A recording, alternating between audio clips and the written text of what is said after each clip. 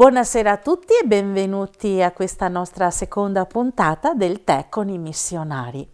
Siamo lieti di accompagnarvi in questo cammino quaresimale e questa sera entreremo in un tema un po' diverso dall'altra volta e per aiutarci a entrare nel tema di questa settimana, che è legato al tema della pace, della riconciliazione, che è un tema che anche in questo tempo quaresimale è molto significativo, importante, perché è un tempo di conversione, un tempo in cui ci viene chiesto di recuperare dentro di noi questa parte di amore, di attenzione che Dio ci riserva. E un primo passaggio è proprio quello di riconoscere che noi abbiamo delle ferite, procuriamo delle ferite e in questo senso convertirci a una nuova vita di animo, di cuore, ma anche di vita vera e propria, di scelte di vita.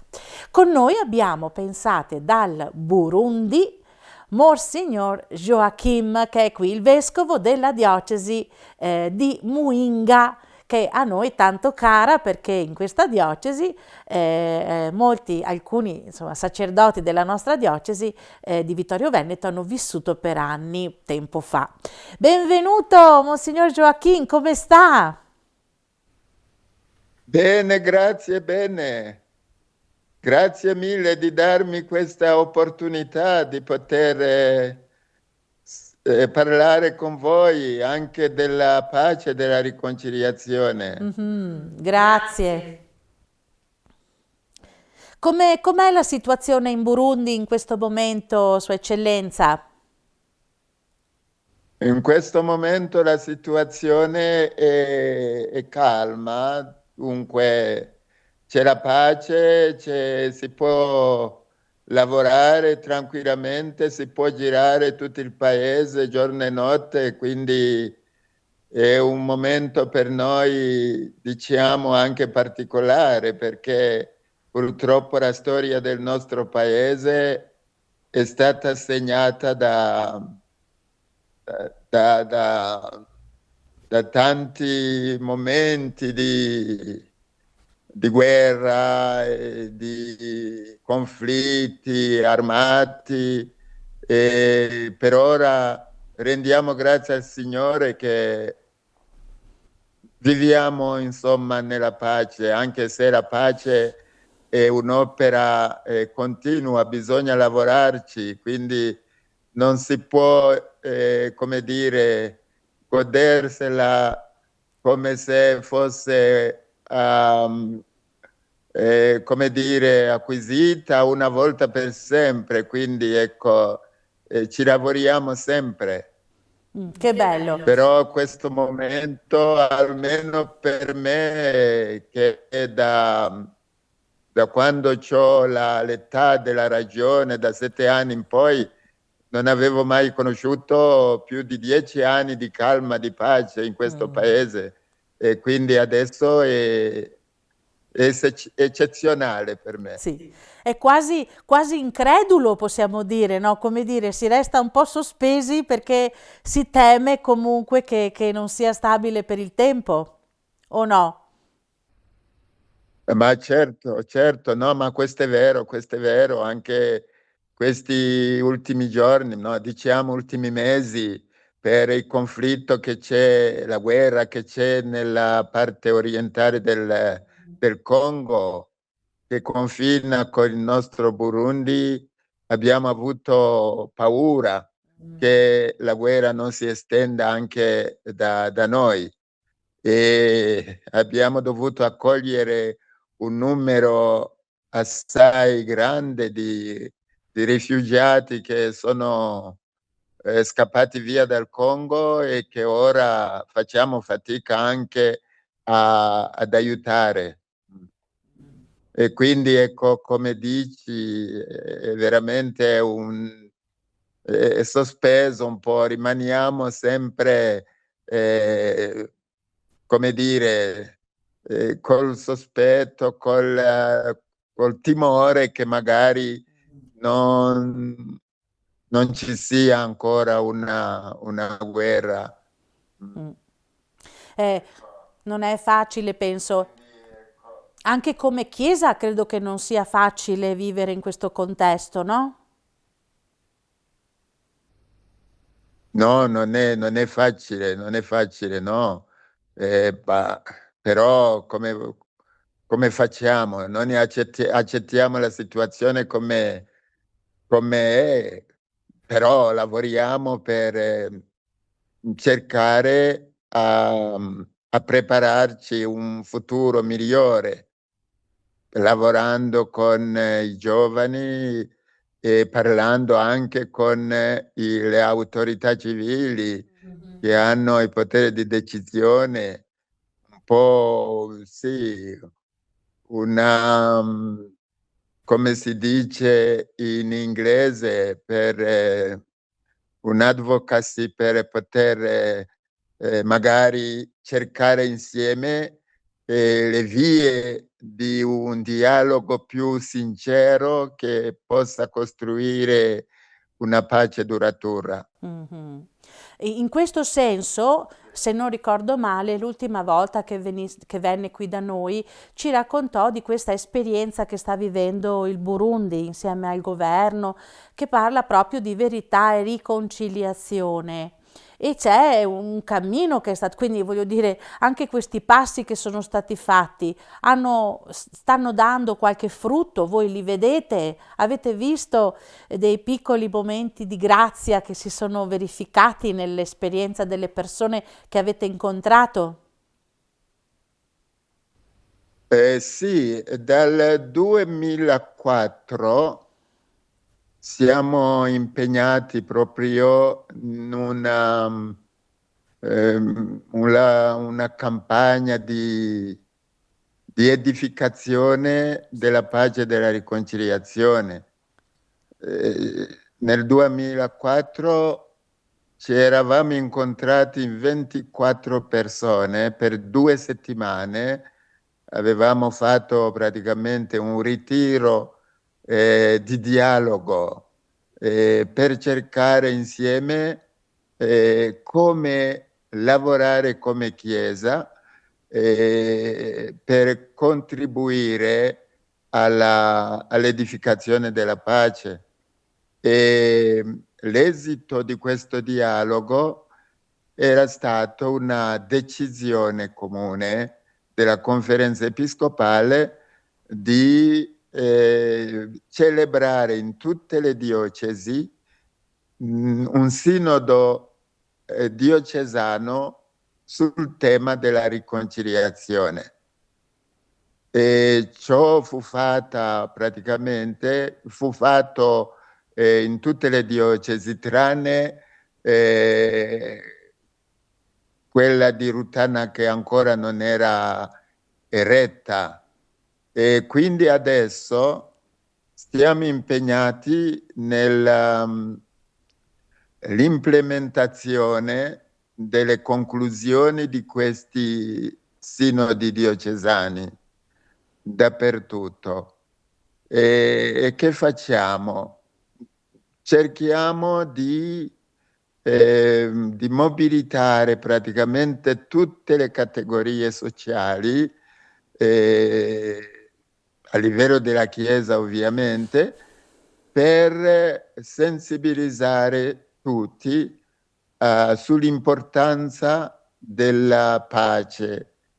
Però questa pace non può essere edificata senza affrontare il passato del nostro paese, che ha lasciato delle ferite nelle persone, anche in quelle che ancora non erano nate.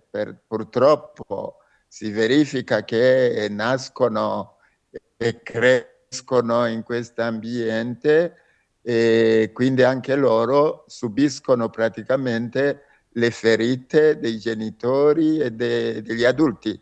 E quindi ecco, stiamo cercando di, come dire, di aprirci più profondamente al messaggio evangelico per lasciarci convincere che è inutile tornare a risentimento magari che è stato creato da ciò che è accaduto nel nostro paese, ma che bisogna superare questo risentimento e aprirci alla riconciliazione, se vogliamo che il futuro sia migliore.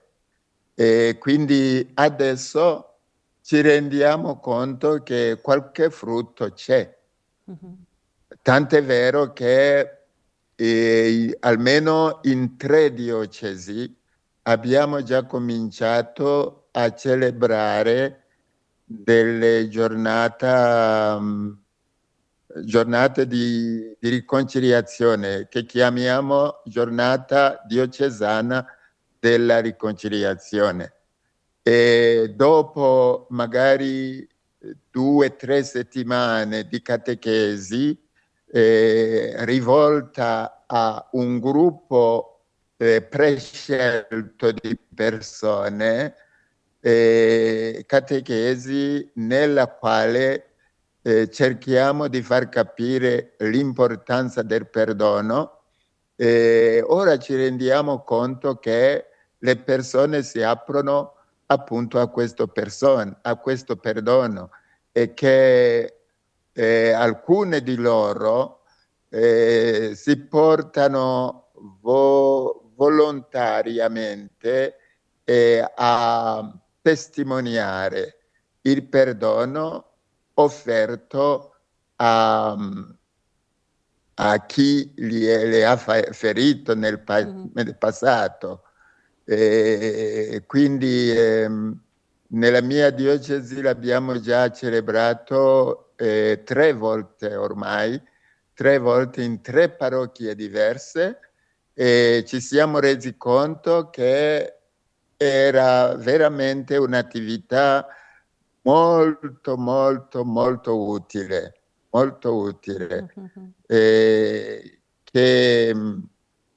che guarisce le persone, guarisce anche la società, diciamo, le nostre comunità, che alla fine si dicono inutile rimanere a ricordare il passato con magari la volontà di vendicarsi, ma occorre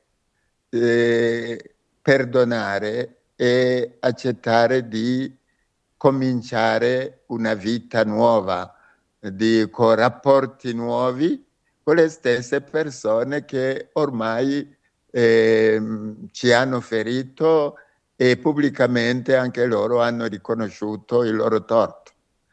E così quindi sono i pochi frutti che notiamo oggi e che ci fanno sperare per un futuro migliore. Mentre lei parla, Sua Eccellenza, proprio mi vengono in mente le frasi del Vangelo, una frase del Vangelo che dice: amate i vostri nemici. Quindi non vi dico, Gesù ha detto, non vi dico di amare i vostri amici, ma di amare i vostri nemici. E credo che questa esperienza che state vivendo proprio ha questo di evangelico, no? Ha questa forza di essere un Vangelo concretizzato nella vita delle persone. Volevo chiederle, lei avrebbe qualche racconto proprio di persone che ha visto, no? Lei prima ha detto, no, ci sono state delle testimonianze che hanno veramente cambiato. Avrebbe qualche racconto da farci, così anche noi possiamo capire cosa vuol dire veramente amare i propri nemici attraverso la riconciliazione? Sì, un ex catechista nostro, che era stato anche in prigione, è uscito dalla prigione, ha confessato di avere personalmente ucciso 2 persone. E si è confidato con un nostro sacerdote che è incaricato di questa pastorale della riconciliazione, e lui aveva offerto di aiutarlo a riconciliarsi con i familiari dei defunti, dei uccisi. E è entrato in contatto con questi familiari per un po' aiutarli a offrire perdono. Ci è voluto molto tempo, però alla fine hanno accettato di offrire il perdono e si sono resi disponibili per un incontro con l'assassino e in pubblico per offrire questo perdono. E abbiamo organizzato una celebrazione nella parrocchia loro e abbiamo invitato tutta la comunità cristiana. E quindi è stata una celebrazione molto commovente, perché l'assassino ha confessato pubblicamente e i familiari, cioè i figli degli uccisi, hanno offerto pubblicamente il perdono e si sono abbracciati. Penso un po', era veramente per noi, le lacrime ci uscivano dagli occhi per vedere proprio la forza, la potenza di Gesù Cristo, proprio per cambiare, trasformare i cuori e portarli a offrire il perdono come egli stesso fece sulla croce. E ecco, quindi è un frutto, è un segno che non fatichiamo invano, perché proprio ci sono dei risultati molto positivi e ciò sta accadendo anche in altre parrocchie. Vi dicevo che abbiamo già organizzato 3 celebrazioni, ma questa prima è stata la più commovente. Sì. Molto, sono commossa, Monsignor Gioacchino, mentre lei racconta queste cose, perché è veramente segno della presenza di Dio nella vostra terra, ma dappertutto in tutto il mondo. Piccoli miracoli che cambiano la vita delle persone. E questo credo che dia speranza, no? In un territorio, in un contesto di guerra, di fatiche, no? Questo genera speranza, no? La speranza c'è, perché queste testimonianze eh, ci dimostrano che è possibile proprio superare la paura e superare anche il dolore, il risentimento, per offrire il perdono da una parte e accoglierlo dall'altra. E vediamo che quando la Chiesa ci predica la forza, la potenza del Cristo risorto, che non sono parole, perché vediamo proprio nei fatti che Gesù Cristo è vivo e riesce a trasformare i cuori e le vite delle persone. Che bello. Ascolti, un augurio per questa Quaresima, un pensiero da pastore per questa Quaresima che stiamo vivendo, sia in Burundi che in Vittorio Veneto. Auguro a tutti buona salute e,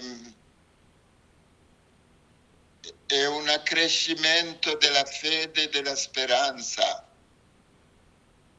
La fede sì in Gesù Cristo, però la fede anche nella fratellanza universale che è possibile, che è il cambiamento indetto dalla morte di Gesù Cristo in croce sta veramente facendo il suo cammino, nonostante tutto ciò che sentiamo in termini di guerre, ciò che sentiamo in Terra Santa e altrove, non ci deve far dimenticare che ci sono delle realtà positive dovute appunto alla forza del seme di trasformazione che Gesù ha seminato morendo in croce. Grazie, grazie di cuore, Sua Eccellenza. Noi siamo sempre felici di ascoltarla. Speriamo di riceverla, che lei venga ancora a trovarci qui a Vittorio Veneto, così possiamo anche... Me lo auguro, non ti so dire quando, però spero che entro la fine dell'anno riuscirò a fare un salto da voi. Molto bene, l'aspettiamo con grande gioia, anche perché la nostra diocesi di Vittorio Veneto è sorella della diocesi di Muinga da tantissimi anni. Grazie. E il gemellaggio Mi si fa sta... piacere sentirlo e ci conto molto. Sì, Grazie. sì. Poi il nostro gemellaggio è anche legato ad un progetto che sta continuando. Come sta andando la costruzione del dispensario di Contega? È quasi finito. Tra poco ti manderò il rapporto di resoconto della seconda tappa. Molto bene, perché quando sarà finito verremo noi a trovarla, Monsignor Joachim, perché dedicheremo il dispensario di Contega a Papa Luciani. Questo è il nostro progetto, d'accordo? Ah, sì, sicuramente, sì, abbiamo già concordato e quindi ci prepariamo all'evento. Molto bene, allora buona Quaresima anche a tutti voi laggiù in Burundi, saluti tutti i sacerdoti, laici che conosciamo e tutte le persone della vostra comunità. Grazie di cuore e buona continuazione di servizio missionario. Grazie, arrivederci. Arrivederci. Oggi berrò solo io il tè. Buona continuazione, arrivederci. Vengo a berlo in Burundi, quanto presto, d'accordo?